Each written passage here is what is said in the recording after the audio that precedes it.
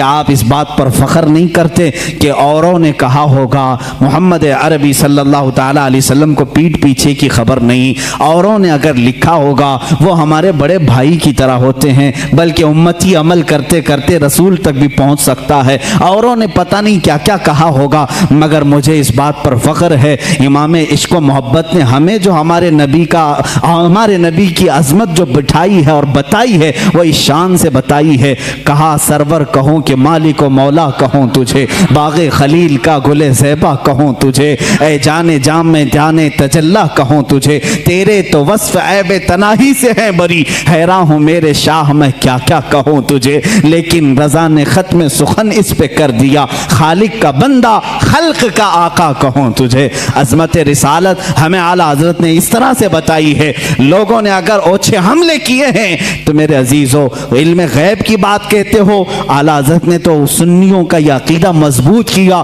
وہ کہتے ہیں پیڑ پیچھے کا علم نہیں، سنیوں تم دبنگ اعلان یوں کہو، میرے آقا کے علم کی بات تو یہ ہے، اور کوئی غیب کیا تم سے نہا ہو بھلا، جب نہ خدا ہی چھپا تم پہ کروڑوں درود، سر عرش پر تیری نظر، دل فرش پر تیری نظر، سر عرش پر ہے تیری گزر، ملکوت و ملک میں نہیں کوئی شے وہ جو تجھ پہ عیاں نہیں۔ یا رسول اللہ کون سی ایسی چیز ہے جو آپ سے چھپی ہوئی ہے؟ دل فرش پر ہے تیری نظر، سر عرش پر ہے تیری گزر، ملکوت و ملک میں نہیں کوئی شے وہ جو تجھ پہ عیاں نہیں۔ اعلیٰ حضرت رحمۃ اللہ تعالیٰ علیہ نے جو ہمیں تعلیمات دی ہیں، اب یہاں سے ایک اور سوال کا جواب دیتا ہوں۔ یہ بریلویوں کا عقیدہ ہے، بریلویوں کا عقیدہ ہے، بریلویوں کا عقیدہ ہے، بریلوی پیدا ہوئے 1921 کے بعد، یہ ذہن میں ڈالی جاتی ہے بات، تم سب نئے ہو میرے عزیزو، بریلی شہر کو نسبت ہو گئی اعلیٰ حضرت سے اور ہم وہاں سے کہلائے جانے لگے،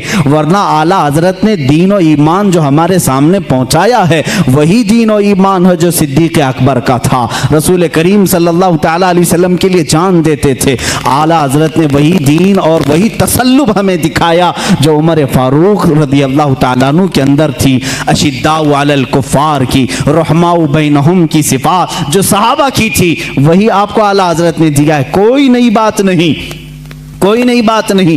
آؤ میں تمہیں چند مثالوں کے ذریعے سے سمجھا دوں۔ مسلک کے اعلیٰ حضرت پر کچھ لوگوں کو سوال ہے، کہتے ہیں نیا مسلک کہاں سے آیا ہے؟ تم خود نئے ہو میرے بھائی، تجھے معلوم نہیں، مسلک جو ہے راستے کا نام ہے، راستے کو کہتے ہیں، یہ نیا نہیں ہے، دین اسلام ہی ہے، ہر زمانے میں کسی شخصیت سے منسوب ہوتا ہے، ہر زمانے میں دین اسلام کو کسی شخص سے منسوب کر کے پہچانا جاتا ہے، لیکن دین وہی ہے۔ آج اگر اعلیٰ حضرت رحمت اللہ تعالیٰ علیہ کی تعلیمات اتنی روشناس ہیں کہ حق و باطل میں وہ فرق پیدا کرتی ہیں، تو ظاہر سی بات ہے مسلک اعلیٰ حضرت کہنے میں کسی کو کوڑھن نہیں ہونا چاہیے، جلن نہیں ہونا چاہیے۔ لیکن ایک بات میں یہ بھی بتا دوں، آپ دیگر اولیاء کاملین کے ناموں سے آپ ذکر کر سکتے ہیں، مسلک غوث اعظم بھی کہو، مسلک غریب نواز بھی کہو، مسلک امام اعظم ابو حنیفہ بھی کہو، مسلک مخدوم سمنا بھی کہو، مسلک مخدومان مارارہ بھی کہو،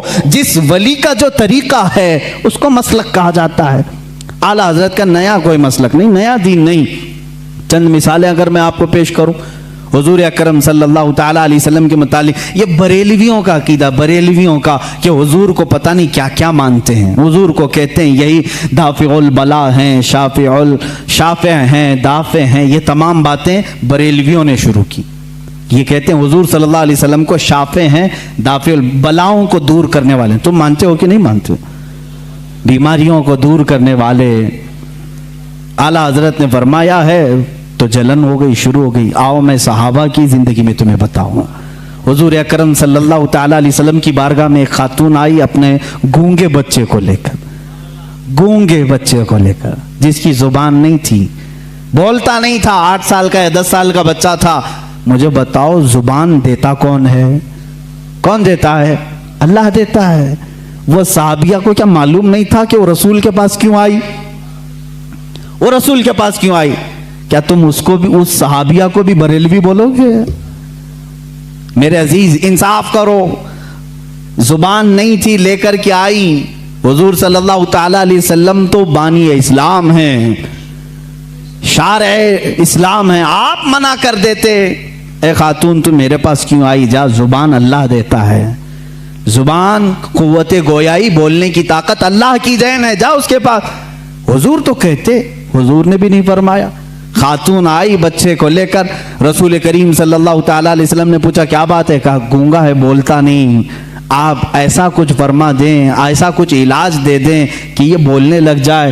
حضور اکرم صلی اللہ تعالیٰ علیہ وسلم نے یہ نہیں فرمایا کیا میں ڈاکٹر ہوں، میں طبیب ہوں، میں کوئی خدا ہوں، معاذ اللہ۔ حضور نے کچھ نہیں فرمایا، بلکہ سامنے اس بچے کو کیا، کہا اس بچے کو سامنے لاؤ، گونگا بچہ ہے، پیدائشی زبان نہیں۔ حضور اکرم صلی اللہ علیہ وسلم نے اس سے سوال کیا من انا، اے بچے بول میں کون ہوں؟ بچہ بول پڑا اشہد انک محمد رسول اللہ، میں گواہی دیتا ہوں کہ محمد صلی اللہ علیہ وسلم آپ اللہ کے رسول ہیں۔ اور وہ بچہ پھر سر بولنا شروع کیا۔ وہ صحابیہ خوش ہو کر اپنے گھر لے گئی۔ مجھے بتاؤ کون دیتا ہے دینے کو منہ چاہیے؟ یہی تو بریلی کے امام نے کہا، کون دیتا ہے دینے کو منہ چاہیے؟ دینے والا ہے سچا، دینے والا ہے سچا ہمارا نبی۔ اعلیٰ حضرت نے اگر یہ فرمایا ہے تو یہ نیا عقیدہ نہیں میرے عزیزو، صحابہ بھی یہی کہتے تھے۔ ہمارے بچوں کی لکنت ہو تو حضور کے پاس لے جاتے تھے۔ اتنا ہی نہیں، ایک صحابی کے پیٹ میں تکلیف ہوئی، درد ہوا، حضور کے پاس آئے، اللہ کے نبی صلی اللہ تعالیٰ علیہ وسلم نے کہا اس کو شہد چٹاؤ، شہد چٹایا، ان کو جلاب شروع ہو گئے، دست لگ گئے، لوز موشن۔ دوسرے دن وہ پھر آئے، حضور سے کہا، کبھی صحابی نے نہیں کہا غلط دوا دے دی ریئیکشن ہو گیا، نہیں، وہ صحابی دوبارہ آئے، حضور نے فرمایا اسقی اصلا، جاؤ پھر شہد چٹاؤ اس کو۔ دوسرے دن پھر شہد چٹائے، اب کی بار تو ایسا ہو گیا کہ پورا بستر خراب، تکلیف اتنی ہو گئی کہ جلاب پر جلاب۔ لیکن وہ صحابی کی ہمت دیکھیں، یہی عقیدہ تو امام اہل سنت کا تھا، یہی عقیدہ امام اہل سنت کا تھا۔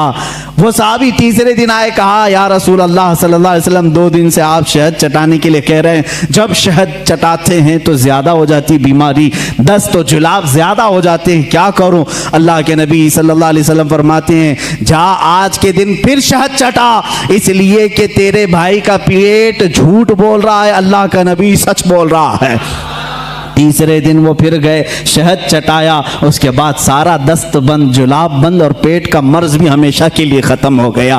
اعلیٰ حضرت رحمۃ اللہ تعالیٰ علیہ نے اپنے سلام میں لکھا، مشہور زمانہ سلام، شافی و نافی ہو تم، وافی و کافی ہو تم، درد کو کر دو دوا تم پہ کروڑوں درود، درد کو کر دو دوا تم پہ کروڑوں درود۔ کیا نیا مسلک ہے؟ صحابہ کا ہی تو مسلک ہے، صحابہ ہی کا تو مسلک ہے۔ اعلیٰ حضرت امام احمد رضا خان رحمۃ اللہ تعالیٰ علیہ نے اپنی کتابوں سے اور اپنے اشعار سے جو مسلک ہمیں دیا ہے وہ صحابہ کا ہی ہے۔ صحابہ جاتے تھے، ایک صحابی ہیں جو بیان کرتے ہیں کہ ان کی آنکھیں نہیں تھی، وہ آئے حضور اکرم صلی اللہ علیہ وسلم کی بارگاہ میں، کہا کہ مجھے بڑی دقت ہوتی ہے گھر سے آنے جانے میں، مسجد کو آنے جانے میں، آپ آنکھوں کے لیے دعا فرما دیں۔ اللہ کے نبی نے نہیں فرمایا کہ آنکھیں دینا اللہ کا کام ہے، میرے پاس کہاں سے آ گیا، کیوں آ گیا؟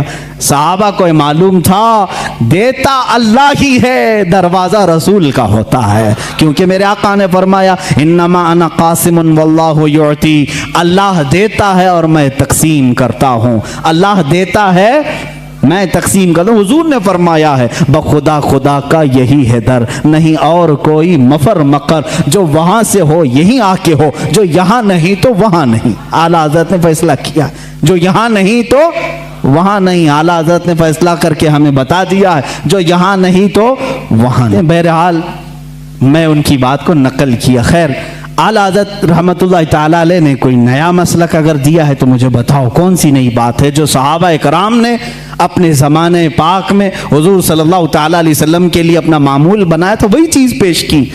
حضرت عثمان بن حنیف سے یہ حدیث ہے مروی، آنکھ کے لیے شکایت لے کر صحابی آئے، حضور نے منع نہیں کیا، کہا جاؤ مسجد میں 2 رکعت نماز ادا کرو اور میرے وسیلے سے دعا کرو، میرے وسیلے سے دعا کرو۔ انہوں نے دعا کی، وہ نماز سے باہر آنے کو تھے کہ ان کی آنکھیں روشن ہو چکی تھی، آنکھیں ملی، زبان ملی، پیٹ کا درد غائب۔ عبداللہ ابن عمر رضی اللہ تعالیٰ عنہ صحابی رسول ہیں، بخاری شریف کی یہ روایت ہے، یہ بخاری شریف کی روایت ہے، کہتے ہیں کہ ایک صحابی کے پیر میں سوجن آ گئی، پیر موٹا ہو گیا، پھنسی ہوئی تھی یا کچھ، سوجن آ گئی، درد بہت زیادہ تھا۔ انہوں نے دوسرے صحابی سے کہا کہ بہت درد ہو رہا ہے، انہوں نے کہا کہ علاج میں بتاؤں؟ کہا ہاں بتا دیجیے۔ کہا جس کو تم سب سے زیادہ چاہتے ہو ایک بار اس کا نام پکارو۔ صحابہ کیسے علاج کرتے تھے؟ سب سے زیادہ جس کو چاہتے ہو اس کا نام پکارو۔ اس صحابی نے جھٹ سے کہا یا محمدا وا محمدا۔ بخاری شریف میں یہ حدیث موجود ہے۔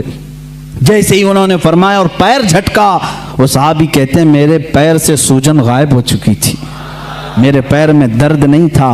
نام محمد میں اتنی تاثیر ہے تو میرے آقا کے لعاب پاک میں کیا تاثیر ہوگی؟ حضور جس پر ہاتھ رکھیں اس کی کیا اثر ہوگی، اس کی کیا تاثیر ہوگی؟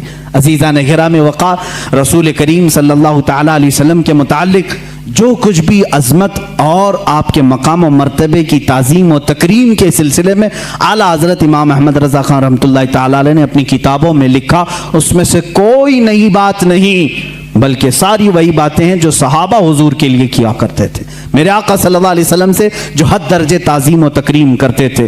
اعلیٰ حضرت رحمۃ اللہ تعالیٰ علیہ نے رسول کریم صلی اللہ تعالیٰ علیہ وسلم کی عشق و محبت میں اس کمال کو پہنچے ہوئے تھے کہ جب کبھی آپ کے سامنے کوئی کسی اور کا تذکرہ کرتا تو آپ اسے روک دیتے اور کہتے میاں اتنی دیر میرے نبی کی بات تو کرو، حضور کی شان میں کچھ باتیں کرو۔ لوگ آتے تو سب کو حدیث رسول پہلے سنا۔ کسی صاحب نے آ کر کے آپ کو گلاب کا تحفہ پیش کیا، کہا کہ لیجئے بڑا اچھا گلاب تھا، آپ کے لیے تحفے میں لے آیا۔ اعلیٰ حضرت نے گلاب لیا۔ دنیاوی چیزوں پر جو دل دے بیٹھتا ہے وہ عاشق رسول نہیں ہوتا، بلکہ عاشق رسول وہ ہوتا ہے جو دنیا کی ہر خوبصورتی میں اپنے محبوب کا جلوہ دیکھتا۔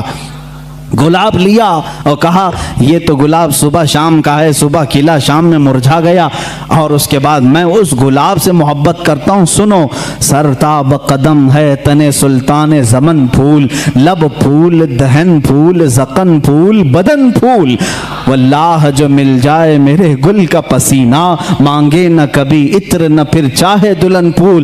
کیا بات رضا اس چمنستان کرم کی، زہرا ہے کلی جس میں حسین و حسن پھول۔